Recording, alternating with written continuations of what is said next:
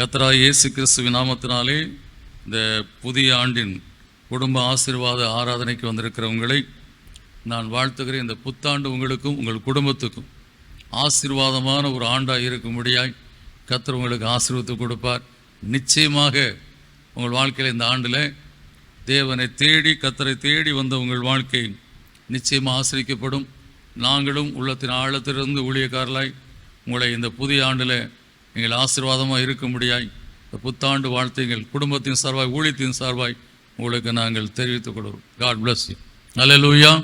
கர்த்தர் உங்களை பலப்படுத்தி ஆசீர்வதிக்கிற தேவன்.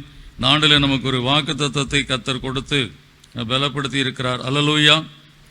நம்ம நேற்று இரவு ஆராதனையில் அதை குறித்து கர்த்தர் பேசினார். இரட்டிப்பான நன்மை என்று சொல்லக்கூடிய காரியத்தை குறித்து அதை தெளிவாக நம்மோடு கூட பேசினார். அதில் முக்கியமாக ஒரு சில காரியங்களை நீங்கள் நேற்று இரவு ஆராதனைக்கு வர இயலாதவர்கள், வர முடியாதவர்கள் இந்த மாலை வேளையில் நீங்கள் வந்திருப்பீர்கள் சொன்னால், இந்த இரட்டிப்பான நன்மையை நான் பெற்றுக்கொள்வதற்கு என்று சொல்லக்கூடிய காரியத்தை குறித்து ஒரு சில காரியங்களை நான் உங்களுக்கு சொல்ல விரும்புகிறேன். நான் இரட்டிப்பான நன்மையை பெற்றுக்கொள்வதற்கு எனக்கு என்ன குவாலிஃபிகேஷன் இருக்கணும் அப்படி சொல்லக்கூடிய அந்த காரியத்தை குறித்து நமக்கு எல்லாருக்கும் தோன்றும், என்ன செஞ்சால் நமக்கு இரட்டிப்பான நன்மை உண்டாகும் என்று சொல்லக்கூடிய காரியத்தை அதைத்தான் நேற்று இரவு கர்த்தர் பேசும்போது சொன்ன காரியம் ரொம்ப அழகாய் ஒரு காரியத்தில் நம்மளோடு கூட பேசினார்.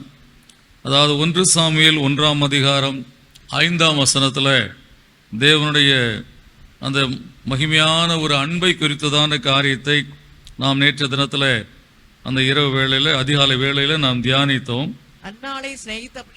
அன்னாளை சிநேகித்தபடியினால் அவளுக்கு இரட்டிப்பான பங்கு கொடுப்பான் என்று சொல்லி இங்கே வேதம் சொல்லுகிறது.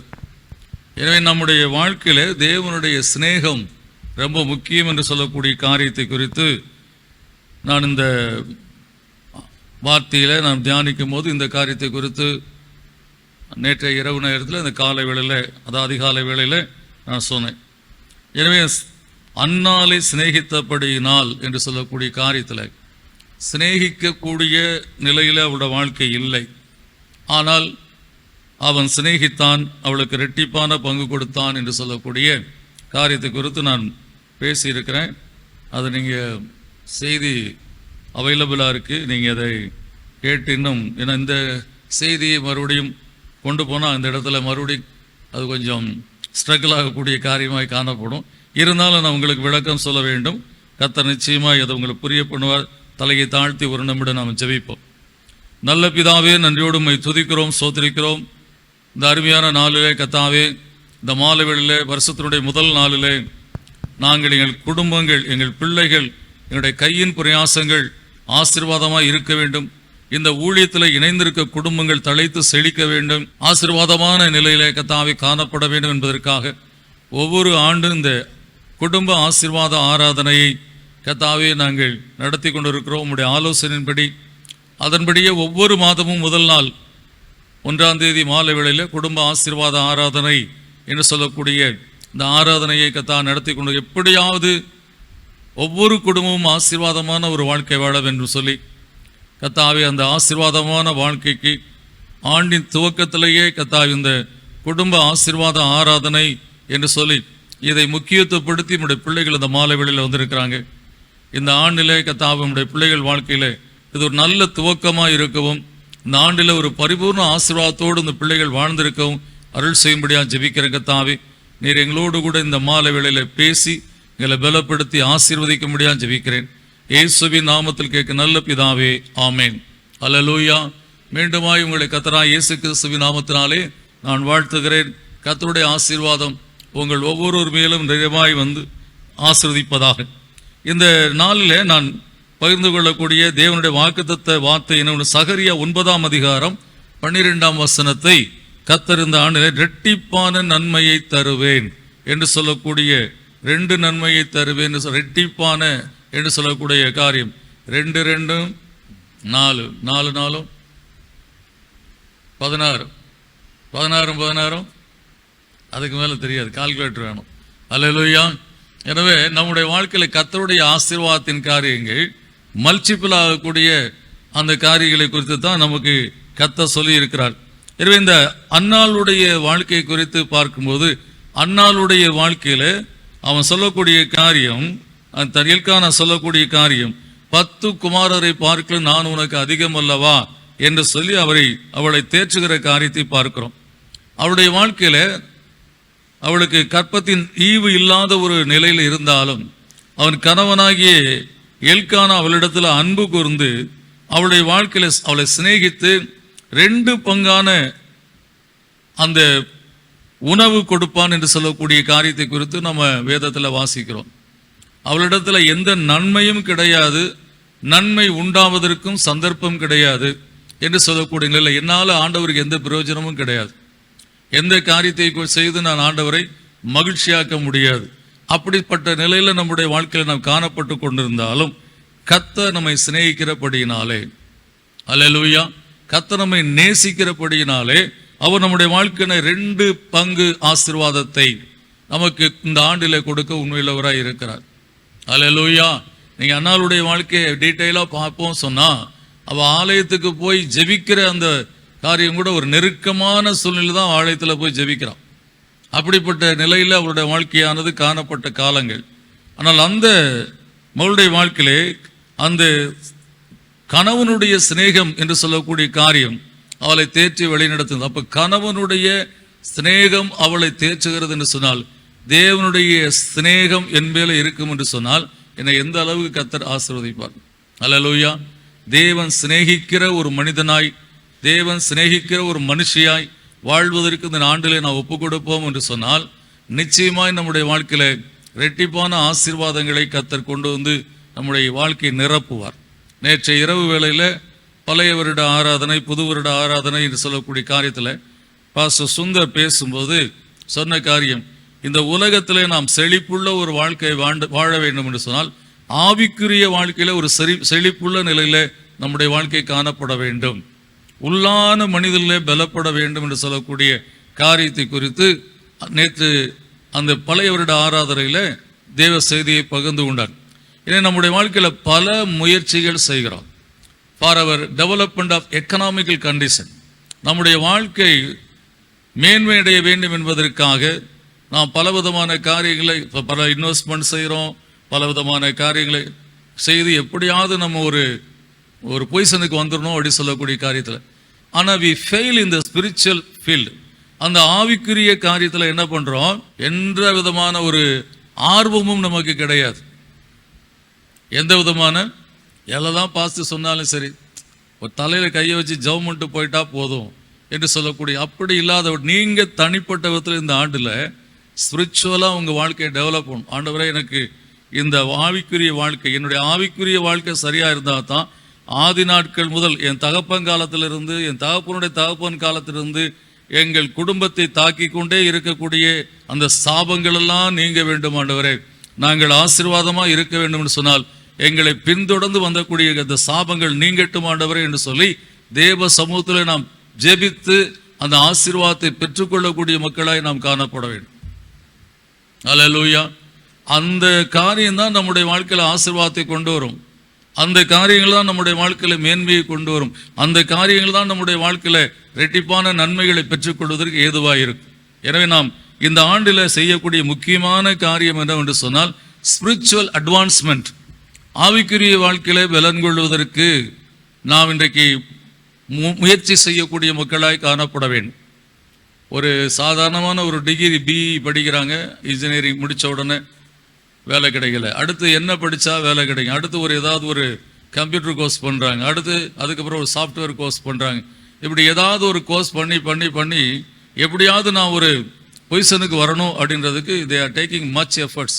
இந்த காலத்தில் இருக்கக்கூடிய வாலிப பிள்ளைகள் தங்களோட படிப்புக்கு மேலாக படித்து முடிக்கிற அந்த பேசிக் அந்த படிப்புக்கு மேலாக மேன்மையடைய வேண்டும் என்பதற்காக என்னென்னத்தையோ அவங்க முயற்சி செய்து கொண்டிருக்கக்கூடிய காரியத்தை, எதற்காக நான் இந்த சமுதாயத்தில் ஒரு உயர்ந்த நிலைக்கு போக வேண்டும். ஆனால் அதே பையனிடத்துல, அதே மகளிடத்துல, அம்மா நீ காலையில் எழுந்து ஜெபிக்கிறாயா, நோ டைம். இல்லை நீ ஆலயத்துக்காவது ஒழுங்கா போறியா, நோ டைம். மனப்பாடமா ஒரு சங்கீதத்தை சொல்ல தெரியுமா? எதுவுமே அதுல இருந்து நம்ம பண்றது இல்லை. நம்ம முயற்சியை எடுக்கிறதே கிடையாது, பிரயாசப்படுகிறதே கிடையாது. ஆலயத்துக்கு வர்றதே ரொம்ப ஏதோ ஒரு ரேரா வரக்கூடிய நிலையில காணப்படுது. அதனால் நிறைய ஆசீர்வாதங்கள் தடைப்பட்ட நிலையில காணப்படுது. அதைத்தான் இந்த ஆண்டினுடைய துவக்கத்திலே ஆண்டவர் சொன்ன காரியம், your spiritual advancement will bring plenty of blessings in your life. ரெட்டிப்பான நன்மையை நிச்சயமாய் கொண்டு வரும் என்று சொல்லி கர்த்தர் நம்மோடு கூட கடந்த இரவுல நம்மோடு பேசி இருக்கிறார். எனவே இந்த ஆண்டி துவக்கத்திலே நீங்க முயற்சி பண்ணுங்க. நேற்று நைட்டு நான் வந்துட்டு போயிட்டேன், அதனால இன்னைக்கு இந்த கூட்டத்தை அட்டன் பண்ணிட்டேன், இன்னைக்கு பைபிள்லாம் வேண்டாம், கொஞ்சம் தள்ளி வச்சுட்டு நல்லா தூங்கலாம் கொஞ்ச நேரம், அப்படி சொல்லாதபடி என்னதான் நம்முடைய வாழ்க்கை அன்றன்றைக்கு நம்முடைய வாழ்க்கையில வாசிக்கும்படியான வைத்திருக்கிற வேத வசனங்களை, வேத பகுதியை நாம் ஜெபிக்கும்படியாக ஒதுக்கக்கூடிய நேரத்தை நாம் ஒதுக்கி தேவனுடைய சமூகத்தில் ஜெபிக்கக்கூடிய அப்படிப்பட்ட நிலையில் காணப்படக்கூடிய நிலை நம்முடைய வாழ்க்கையில காணப்பட வேண்டும். அல்லேலூயா. என்னுடைய வாழ்க்கையில் நான் சில நேரத்தில் வண்டியில் போயிட்டே இருக்கும்போதே இந்த வேத புஸ்தகத்தில் இருக்கக்கூடிய சில சங்கீதங்களை நான் சொல்லிக்கொண்டே போவேன். இன்னைக்கு வந்தோம்னா நைட்டு லேட் ஆயிரும், நமக்கு மறுபடியும் இதெல்லாம் வேதவாசன் புஸ்தகத்தை எடுத்து படிக்கிற அதிகாரங்கள் படிக்கிறது கஷ்டமாக இருக்கக்கூடாதுன்றக்காக வண்டியில் போகும்போதே நான் அந்த வசனங்களை சொல்லிக்கொண்டே போவேன், அந்த அதிகாரங்களை சொல்லிக்கொண்டே போவேன். அதே போல் எனக்கு தெரிந்த இந்த ஸ்தோத்திர பலிகள் 1000 இருக்கு இல்லையா, அதில் அந்த ஸ்தோத்திர பலிகளை எனக்கு மனப்பாடமாக இருக்கக்கூடிய காரியத்தையும் நான் சொல்லிக்கொண்டே போய்கொண்டே இருப்பேன். எப்பொழுதுமே அந்த பக்கம் அந்த பக்கம் பார்த்து அதெல்லாம் கிடையாது. அல்லேலூயா. நான் ஏன் இதை சொல்றேன்னா, பிராக்டிஸ் இட். இதை நீங்க கடைபிடியுங்கள் என்பதற்காக நான் சொல்லுகிறேன். நான் நீங்க ஒரு சங்கீதம் 20 யாராவது ஒருத்தர் சொல்ல முடியுமா மனப்பாடமா? சங்கீதம் 20.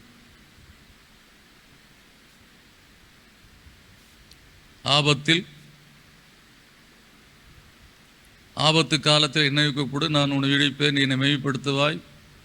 அதா இன்னும் ஸ்டார்டிங்கே வரலையே, பைபிள் திருப்பவே 20ஆம் சங்கீதத்தை அதே சமயத்தில் இப்போ 23ஆம் சங்கீதம் சொல்லியிருந்தா டக்குன்னு கர்த்தரின் மெய்ப்பராய் இருக்கிறார் அப்படி சொல்லி என்ன பண்ணியிருப்பாங்க. இன்னும் கண்டுபிடிக்கலன்னா 20ஆம் சங்கீதம் எங்க இருக்குன்னு சொல்லிட்டு ஆபத்து நாளில் அப்பா ரொம்ப இவ்வளவு திணறுனா அது எப்படி முடியும்? நமக்குன்னு ஒரு ஸ்பெசிஃபிக்கான ஆசீர்வாதங்கள் இந்த 23, 91, 121 அப்படின்னு சொல்லக்கூடிய காரியத்தை அதே மாதிரியே எல்லா ஆண்டில் வாழக்கூடாது. ஒரு ஸ்பிரிச்சுவல் இம்ப்ரூவ்மெண்ட் நம்முடைய வாழ்க்கையிலே காணப்பட வேண்டும். அப்படி நீங்க செய்தீங்கன்னா உங்களுக்கு ஆசீர்வாதத்தை கொடுப்பார். எனவே தேவன் சிநேகிக்கக்கூடிய வாழ்க்கைக்குள்ள வருவதற்கு நீங்க உங்க வாழ்க்கையை ஒப்பு கொடுங்க. கர்த்தர் நிச்சயமா இந்த அருமையான ஆண்டில் உங்கள் வாழ்க்கையில ஆசீர்வாதத்தை கொடுக்க உண்மையுள்ளவராக இருக்கிறார். எனவே நான் நேற்று இரவு பேசின அந்த வார்த்தையை பேசவில்லை, அதுக்கு ஒரு சின்ன ஒரு எக்ஸாம்பிள் மட்டும் தான் கொடுத்தேன். வேதத்தில் இருக்கக்கூடிய சில காரியங்களை, ரெட்டிப்பான நன்மையை தருவேன் என்று சொல்லக்கூடிய காரியத்தில் வேதத்தில் நிறைய இடத்துல ரெட்டிப்பாய் சில காரியங்கள் சொல்லப்படும். ஐஸ்வர்யமும் கனமும் சந்தோஷமும் நித்திய மகிழ்ச்சியும், அடுத்ததாக சொல்லப்பட்டிருக்க கீர்த்தியும் புகழ்ச்சியும் கிருபையும் நன்மையும் மகிமையும் கனமும் என்று சொல்லி பல காரியங்களை இணைத்து வேதத்தில் சொல்லப்பட்டு இருக்கிறது. ஒவ்வொரு காரியத்துக்கு நாம் எப்படி இந்த ஆசீர்வாதத்தை பெற்றுக்கொள்ளக்கூடிய நிலையில காணப்பட முடியும்? ஐஸ்வர்யமும் கனமும் என்று சொல்லக்கூடிய காரியத்துல தாவீது கர்த்தரிடத்துல அன்பு கூர்ந்த அந்த காரியத்தை தான் இந்த இடத்துல சொல்லப்பட்டு இருக்கிறது. ஐஸ்வர்யம் கனம் நமக்கு வேண்டும் என்று சொன்னால், ரெட்டிப்பான இந்த நன்மைகள் நமக்கு வேண்டும் என்று சொன்னால், நம்முடைய வாழ்க்கையில காணப்பட வேண்டிய முக்கியமான காரியம் என்ன என்று சொல்லக்கூடிய காரியத்தை நாம் பார்ப்போம் என்று சொன்னால், தாவீதுனுடைய வாழ்க்கையில அவன் கர்த்தரிடத்துல அன்பு கூர்ந்து வாழ்ந்தவன் என்பதை நமக்கு நன்றாய் தெரியும். தாவீது அந்த கோலியாத்துக்கு முன்பாக நின்று கொண்டிருக்கும் போது, கோலியாத் கர்த்தருடைய சேனைகளை தூஷித்த போது, அவன் ஜீவனுள்ள தேவனுடைய சேனையை நீ தூசிக்கிற விருத்த சேதனமில்லாத பலிசனை என்று சொல்லக்கூடிய நிலையில அவன் கடிந்து கொள்ளக்கூடிய காரியத்தை பார்க்கிறோம். 1 சாமுவேல் 17ஆம் அதிகாரம் 26ஆம் வசனம். அப்பொழுது தாவீது தன் அண்டையிலே நிற்கிறவர்களை பார்த்து, இந்த பெலிஸ்தனை கொண்டு இஸ்ரவேலுக்கு நேரிட்ட நிந்தையை நீக்கிறவனுக்கு என்ன செய்யப்படும்? ஜீவனுள்ள தேவனுடைய சேனைகளை நிந்திக்கிறதற்கு தேவன் மேல அவ்வளவு ஒரு வைராக்கியமான ஒரு அன்பு தாவீது வாழ்க்கையில காணப்பட்டது. தாவீதை கர்த்தரும் மிகவும் நேசித்தார் என்பதற்குரிய காரியத்தை நாம் பல இடங்களில் பார்க்கிறோம். தாவீதினுடைய வாழ்க்கையை பார்த்துக்கும் போது அவன் வாழ்க்கையில தோல்வி என்று சொல்லக்கூடிய காரியத்தில் யுத்தத்தில் ஒரு நாளும் ஃபேஸ் பண்ணவே இல்லை. அவருடைய காரியங்கள் எல்லாமே ஜெயமா இருந்தது என்று சொல்லக்கூடிய காரியத்தை வேதத்தில் தாவீது இந்த இடத்துல தோத்து போயிட்டான், ஓடி போயிட்டான் அப்படின்னு சொல்லக்கூடிய காரியங்களை எந்த இடத்திலும் வேதத்தில் நாம் காண முடியாது. தாவீது ஜெயம் பெற்றவனாய் வாழ்ந்து விடுறது காரியம். அதில் முதல்ல முக்கியமாக இருக்கக்கூடிய காரியம் என்னவென்று சொன்னால், தேவனை தன் உயிரினும் மேலாக நேசித்த ஒருவன் என்று சொன்னால் தாவீது தான். அப்படிப்பட்ட அந்த நேசத்தை வைத்திருந்தான் என்று சொல்லி நாம் வேதத்தில் அறிந்து கொள்ள முடியும். இந்த நேசம்தான் அவனுடைய வாழ்க்கையில ஐஸ்வர்யமும் கனமும் உம்மால் வருகிறது என்று சொல்லி அவனே சொல்லுகிறான். 1 நாளாகவும் 29ஆம் அதிகாரம் 12ஆம் வசனத்தை நாம் வாசிப்போம் என்று சொன்னால், 1 நாளாகவும் 29ஆம் அதிகாரம் 12ஆம் வசனம் சொல்லுகிறது, ஐஸ்வர்யமும் கனமும் உம்மாலே வருகிறது. ஐஸ்வர்யமும் கனமும் உம்மாலே வருகிறது. தேவரீர் எல்லாவற்றையும் ஆளுகிறவர். தேவரீர் எல்லாவற்றையும் ஆளுகிறவர். உம்முடைய கரத்திலே சத்துவமும் வல்லமையும் உண்டு. உம்முடைய கரத்திலே சத்துவமும் வல்லமையும் உண்டு. எவரையும் மேன்மைப்படுத்தவும் பலப்படுத்தவும். எவரையும் மேன்மைப்படுத்தவும் பலப்படுத்தவும் உம்முடைய கரத்தினால் ஆகும். உம்முடைய கரத்தினால் ஆகும். அவசர யாருக்கு வேணாலும் இந்த ஆசீர்வாதம் வரும். ஐஸ்வர்யமும் கனமும் யாருக்கு வேணாலும் கர்த்தர் கொடுக்க உண்மையுள்ளவராக இருக்கிறார், எவருக்கும். ஆனால் என்னை போல அவங்க இருக்கணும். என்ன பண்ண வேண்டும்? என்னை போல கர்த்தரை நேசிக்கக்கூடிய ஒரு அன்பு காணப்பட வேண்டும். அதுதான் ரொம்ப முக்கியமான காரியம். தேவனிடத்தில் அன்பு கூறுகிறவர்களுக்கு உலக பிரகாரமான காரியங்கள்லாம் ஒன்றும் கிடையாது என்று சொல்லக்கூடிய காரியமாக இருக்கும். முதல் ப்ரிஃபரன்ஸ் கர்த்தருடைய காரியம். முதலாவது தேவனுடைய காரியத்திற்காக நான் என்ன செய்ய வேண்டும், அதுதான் நம்ம செய்யக்கூடிய முக்கியமான காரியம். இன்றைக்கு இந்த 1ஆம் தேதி மதியான வேலையில் முதல்ல போய் நான் ஜெபம் பண்ணிட்டு வந்துடணும். பாஸ்டர்கிட்ட நான் உங்களை பார்த்து ஜெபம் பண்ணிட்டு போகணுன்னு விரும்புகிறேன். ஃபஸ்ட்டு நானும் என் மனைவி ஜெபிக்க வேணும் அப்படி சொல்லக்கூடிய காரியத்தில் தூர இடத்துல இருந்து ஜெபம் பண்ணிட்டு அவங்க போனாங்க. மத்தியானம் அதாவது அந்த மக்களுடைய வாழ்க்கையில் உலக பிரகாரமாக அவங்கள பார்த்தா இவங்களுக்கும் ஆண்டவருக்கும் சம்பந்தமே இருக்காது அப்படின்ற நிலையில் காணப்படுவாங்க. அதுக்கு 2 நாளைக்கு முன்னாடி இன்னொரு குடும்பம் வந்திருந்தாங்க. அவங்களுடைய வாழ்க்கையிலும் உலக பிரகாரமான வாழ்க்கையில் உன்னதமான நிலையில் ஆசீர்வாதமான நிலையில் இருக்கக்கூடிய ஒரு குடும்பம். பாஸ்டரை பார்த்து ஜெபம் பண்ணணும் அப்படி சொல்லக்கூடிய நிலை. கணவன் மனைவியும் வந்திருந்தாங்க. இன்னைக்கு காலைல கணவன்மையாக வந்திருக்காங்க. நம்ம தேவனுடைய சமூகத்தில் தேடி முதல் நாள் இந்த நாளில் நாம் தேவனுடைய சமூகத்தில் அல்லது தேவனுடைய ஊழியக்காரனிடத்தில் போய் நாம் ஒரு ஜெபித்து கொள்ள வேண்டும். குடும்பமாய் சென்று ஜெபித்து கொள்ள வேண்டும். கணவன் மனைவியும் வந்திருந்த 60 வயசுக்கு மேல் 61 இயர்ஸ் பேசிட்டு இருக்கும்போது என்று சொன்னாங்க. 2 டமால்னு முழங்கால் போட்டாங்க. அதுக்கு முந்தின நாள் வந்திருந்த மக்களும் அதே போல் தேவனுடைய சமூகத்தை ஜெபிக்கணும் அப்படி சொன்னோன்னு சேரில் உட்காந்து என்கிட்ட பேசிகிட்டே இருந்தாங்க. தப்புன்னு ஒரு 2 பேரும் முழங்கால் போட்டாங்க. நான் பார்த்தேன், இந்த தாழ்மை தான் இந்த பிள்ளைகளுக்கு ஆசீர்வாதத்தை கொடுக்கக்கூடிய காரியம். பாஸ்டர் அப்படியே எங்கள் வீட்டில் ஒரு ஜெபம் பண்ணிட்டு போயிடுறீங்களா அப்படி சொல்லக்கூடிய காரியம். இல்லைன்னா நமக்கு தெரிஞ்ச பாஸ்டர் தான், நான் உங்களுக்கு தெரிஞ்ச பாஸ்டர் தான், 20 வருஷமாக தெரிஞ்ச பாஸ்டர் தான். ஆனால் அவங்க கர்த்தருடைய அந்த பயத்தில், கர்த்தருக்கு பயப்படுற பயத்தில் அந்த ஊழியக்காரனுக்கு முன்பாக எப்படி நிற்கிறாங்கன்னு சொன்னால் ஒரு பயத்தோடு கூட தேவ சமூகத்தில் காணப்படுவாங்க. நிச்சயமாக சொல்கிறேன், ரெட்டிப்பான நன்மை அந்த பிள்ளைகள் வாழ்க்கையில் கர்த்தர் கொடுப்பார். கற்றுக்கொள்ளுங்க. அதான் அந்த ஸ்பிரிச்சுவல் அட்வான்ஸ்மெண்ட்னு சொல்லக்கூடிய காரியம். How to behave with God. தேவனுடைய சமூகத்தில் நாம் எப்படி நடந்து கொள்ள வேண்டும் என்று சொல்லக்கூடிய காரியம் ரொம்ப முக்கியமான காரியம். அந்த காரியத்தில் பேசிக்கிட்டு இருக்கும்போது சொன்ன காரியம், நான் ஒரு இடத்த வாங்கினேன். அந்த இடத்த கவர்மெண்ட் இப்போ NHக்காக எடுக்கிறாங்க. எனக்கு அதுக்கு 3 மடங்கு விலை கொடுக்குறாங்க அப்படின்னு சொன்னாங்க. சும்மா வாங்கி போட்டேன், எனக்கு 3 மடங்கு எனக்கு அது விலை கிடைக்கிது. நாங்கள் பாருங்கள் எங்கேருந்து வருது பாருங்கள். அல்லேலூயா. எங்கேயோ வாங்கி போட்டது திடீர்னு சொல்லி அதில் ஒரு பெரிய டபுள் வே வருது, அப்படி 8 வேஸ் வருது. அதனால் அதை கவர்மெண்ட் எடுக்கிறாங்க. நான் வாங்கினதை விட 3 மடங்கு எனக்கு விலை கொடுக்குறாங்க அப்படின்னாங்க. எப்படி வரும் ஐஸ்வர்யமும் கனமும்? உம்மாலத்தான் ஒரு பாட்டு பாடலாமா? என் இயேசுவே உமக்கு ஸ்தோத்திரம், என் புகழிடமே உமக்கு ஸ்தோத்திரம். என் இயேசுவே உமக்கு ஸ்தோத்திரம், என் புகழிடமே உமக்கு ஸ்தோத்திரம். உம்மைத்தான் நான் நம்பியிருக்கேன், அற்புதங்கள் எனக்கு செய்யுங்கப்பா. உம்மைத்தான் நான் நம்பியிருக்கேன், அற்புதங்கள் எனக்கு செய்யுங்கப்பா. ஆராய்ந்து முடியாத காரியங்களை நம்ம நினைச்சிருக்கவே மாட்டோம். இப்படி ஒரு வழியை கர்த்தர் நமக்கு திறப்பார் என்று சொல்லி, இப்படி ஒரு காரியம் நம்முடைய வாழ்க்கையில் நடக்கும் என்று சொல்லி என்னைக்கோ வாங்கி போட்டது இன்னைக்கு அது கர்த்தருடைய ஆசீர்வாதத்தினாலே நிரம்பி வழிபடியான காரியத்தை கர்த்தர் செய்து. கொஞ்சம் கர்த்தருக்கு இடம் கொடுங்க, அவரை கனம் பண்ணுங்க. ஆவிக்குரிய வாழ்க்கையில பலன் கொள்வதற்கு நீங்க ஒப்பு கொடுங்க.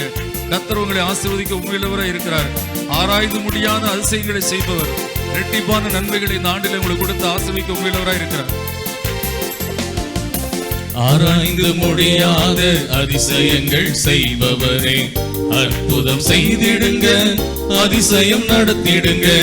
ஆராய்ந்து முடியாத அதிசயங்கள் செய்பவரே, அற்புதம் செய்திடுங்க, அதிசயம் நடந்திடுங்க.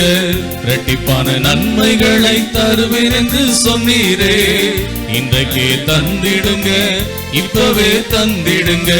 இரட்டிப்பான நன்மைகளை தருவேன் என்று சொன்னீரே, இன்றைக்கே தந்திடுங்க, இப்பவே தந்திடுங்க. என் இயேசுவே உமக்கு ஸ்தோத்திரம், என் புகழிடமே உமக்கு ஸ்தோத்திரம். என் இயேசுவே உமக்கு ஸ்தோத்திரம், என் புகழிடமே உமக்கு ஸ்தோத்திரம். ஐஸ்வர்யமும் கனமும் உம்மாலதான் வருகிறதப்பா. வேற யாரும் கொடுக்க முடியும்? அம்மா அப்பா கூட கொடுக்க முடியாது. நீர் ஒருவர்தான் என்னை உயர்த்த முடியும், என்னை ஆசீர்வதிக்க முடியும். இந்த ஆண்டிலே அந்த ஐஸ்வர்யமும் கனமும் என் வாழ்க்கையில கடந்து வர முடியாய் எனக்கு இறங்கும் என்று சொல்லி கர்த்தருடைய சமூகத்தை கேட்போம். கர்த்தர் நிச்சயமாய் நமக்கு செய்ய உண்மையுள்ளவராய் இருக்கிறார். உம்மை அல்லாமல் யார் என்னை உயர்த்த கூடும்? அற்புதம் செய்திடுங்க, அதிசயம் நடத்திடுங்க. உம்மை அல்லாமல் யார் என்னை உயர்த்த கூடும்? அற்புதம் செய்திடுங்க, அதிசயம் நடத்திடுங்க. ஐஸ்வர்யம் கனமுமே உம்மாலே தான் வருகிறது. ஆளுகை செய்யுங்கப்பா, மேன்மைப்படுத்துங்கப்பா. ஐஸ்வர்யம் கனமுமே உம்மாலே தான் வருகிறது. ஆளுகை செய்யுங்கப்பா, மேன்மைப்படுத்துங்கப்பா. என் இயேசுவே உமக்கு ஸ்தோத்திரம், என் புகழிடமே உமக்கு ஸ்தோத்திரம். என் இயேசுவே உமக்கு ஸ்தோத்திரம், என் புகழிடமே உமக்கு ஸ்தோத்திரம். உம்மைத்தான் நான் நம்பியிருக்கேன், அற்புதங்கள் எனக்கு செய்யுங்கப்பா. உம்மைத்தான் நான் நம்பியிருக்கேன், அற்புதங்கள் எனக்கு செய்யுங்கப்பா. அல்லேலூயா. ஆராய்ந்து முடியாத காரியம், நாம் நினைக்க முடியாத விதத்திலே கர்த்தர் நமக்கு அற்புதங்களை செய்ய உண்மையில இருக்கிறார். நமக்குள்ளே இருக்கக்கூடிய சிறையிருப்பை உடைத்து போட்டுவிட்டு நம்பிக்கையுடைய சிறைகளை அரணுக்கு திரும்புங்கள், இரட்டிப்பான நன்மை தருவே இன்றைக்கே தருவேன். நாமவே நம்மை சுற்றி ஒரு ஃபென்ஸ் வச்சிருக்கிறோம், அதெல்லாம் உடைச்சி போட்டு கர்த்தருக்கு போய் நம்மை தாழ்த்தி ஒப்பு கொடுத்து, உம்மால மாத்திரம்தான் என்னை உயர்த்த முடியும், உம்மால மாத்திரம்தான் என் குடும்பத்தை ஆசீர்வதிக்க முடியும், உம்மால மாத்திரம்தான் என் பிஸ்னஸை கர்த்தாவினை ஆசீர்வதிக்க முடியும், உம்மால மாத்திரம் என் பிள்ளைகள் வாழ்க்கையை அமைத்து கொடுக்க முடியும் என்று சொல்லி தேவனுடைய சமூகத்தில் நம்மை தாழ்த்தி ஒப்பு கொடுப்போம் என்று சொன்னால், இரட்டிப்பான நன்மையை கர்த்தர் இந்த ஆண்டில் நிச்சயமாய் நமக்கு கொடுத்து ஆசீர்வதிப்பார். ஐஸ்வர்யமும் கனமும் அவரால் தான் வரும். அதனால் கர்த்தருடைய சமூகத்தில் நமக்கு காணப்பட வேண்டிய ஒரே ஒரு காரியம், நம்பிக்கையோடு அவருடைய சமூகத்தில் ஒப்பு கொடுப்போம், தாழ்த்தி ஒப்பு கொடுப்போம். கர்த்தர் நம்முடைய வாழ்க்கையில் ஐஸ்வர்யம் கனம் உண்டாக முடியாது இரட்டிப்பான நன்மையை கொடுத்து ஆசீர்வதிக்க உண்மையுள்ளவராய் இருக்கிறார்.